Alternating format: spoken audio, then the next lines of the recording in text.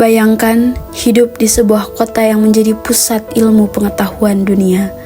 Kota di mana buku lebih berharga daripada emas dan pengetahuan adalah jalan menuju kemuliaan. Di tempat itulah lahir seorang perempuan luar biasa yang namanya mungkin jarang terdengar, tetapi kontribusinya sangat besar dalam sejarah peradaban Islam. Dialah Lubna dari Cordoba. Lubna hidup pada abad ke-10 di kota Cordoba, sebuah pusat peradaban Islam di wilayah Al-Andalus. Pada masa itu, Cordoba bukan hanya kota biasa. Ia adalah pusat intelektual terbesar di Eropa Barat, bahkan menyaingi kota-kota besar lainnya di dunia. Perpustakaan di Cordoba menyimpan ratusan ribu buku. Para ilmuwan filsuf dan cendekiawan datang dari berbagai penjuru untuk belajar dan berdiskusi. Dan di tengah lingkungan intelektual yang luar biasa itu, Lubna tumbuh menjadi sosok perempuan yang cerdas dan penuh rasa ingin tahu. Namun, perjalanan Lubna tidak dimulai dari kemewahan. Ia dikenal sebagai sosok perempuan yang awalnya berasal dari kalangan budak istana. Tetapi justru dari situlah kisahnya menjadi begitu luar biasa. Dengan ketekunan dan kecerdasannya, ia mampu mengubah nasibnya menjadi ilmu pengetahuan. Lubna dikenal memiliki kemampuan yang sangat menonjol dalam membaca dan menulis. Ia menguasai bahasa Arab dengan sangat baik, memiliki tulisan yang sangat indah, dan mampu memahami berbagai bidang ilmu, mulai dari sastra hingga matematika. Kecerdasannya menarik perhatian penguasa saat itu, yaitu Al-Hakam II, seorang khalifah yang sangat mencintai ilmu pengetahuan.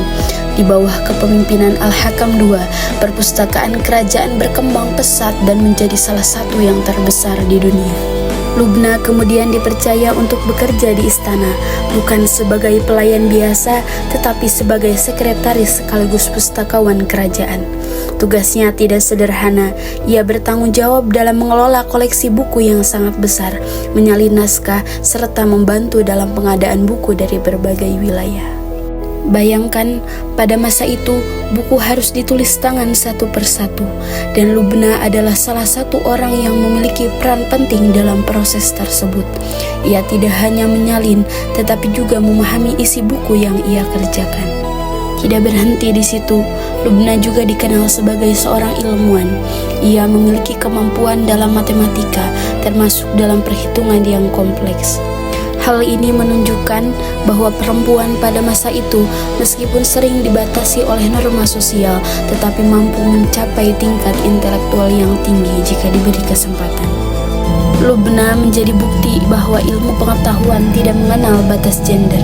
Di tengah masyarakat yang sebagian besar masih membatasi peran perempuan, ia justru berdiri sebagai simbol kecerdasan dan kemampuan.